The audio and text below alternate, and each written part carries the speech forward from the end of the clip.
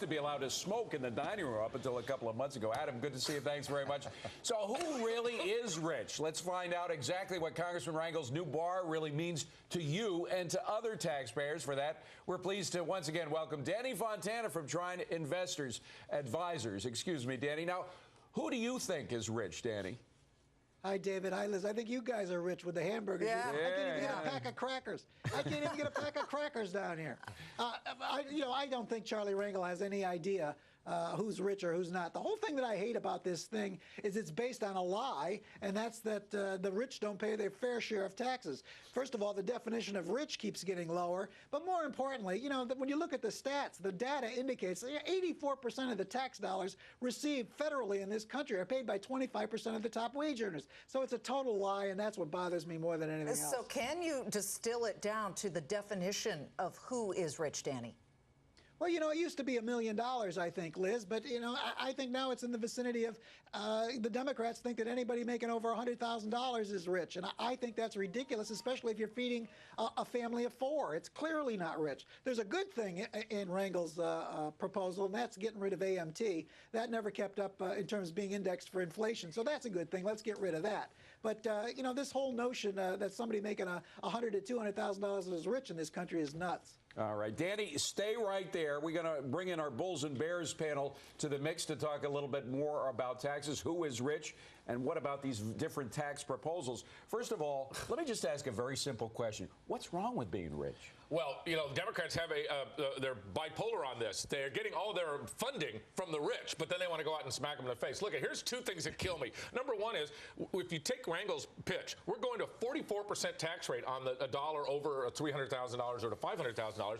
The 5% of people generate 55% of the tax money, but the other thing is they're about 65% of discretionary spending. So when you take $1 out of somebody's hands at the top 5 and 10%, you're taking $8 of spending out of the economy, and people don't understand that. So if you want to screw this economy up, great, let's take the money out of the people who are spending. Gary? But you know what? I'm going to go back to the point you made. What's wrong with being rich? I'm going to put it in the other context. It's always, I think that people have this vision that rich people are just, these were all the guys riding the Titanic, smoking the big cigars at night.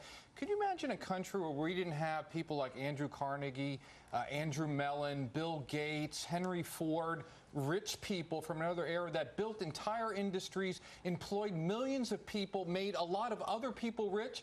It just would have been unconscionable for the government at that point, say back in the time of Carnegie, to screw them by putting a bigger tax Scott, rate on one of the things that all economists agree on, just about the only thing they do, is in a down market, a market that's slowing down a little, if you really want to kill it, you raise taxes. So we are going to equalize incomes at the expense of killing the economy. Listen, this whole plan is an abomination, and I'll tell you why. And it's going to lose. Tell us why, Scott. They're going to lose the election because of it. Because $150,000 to $200,000 is your part of the middle class in today's economy, and that's where your voting base lies. It doesn't matter whether you're a Republican or a Democrat. They will know it soon enough. Absolutely. Danny.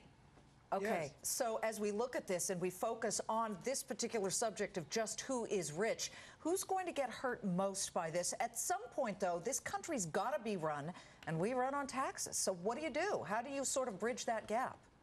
Well, it's going to trickle down. I hate to use that, it's a little bit of a tired cliche, but it's going to trickle down. Here's the notion. When you start taking money out of the hands of folks that are making a lot of money, that translates into a loss of jobs. That's what the Democrats don't understand. What you're really doing when you increase taxes in this country is decelerate the economy. That translates directly into a loss of jobs, and that means that there's less tax dollars coming in from income taxes, and you're hurting the lower classes. Sure.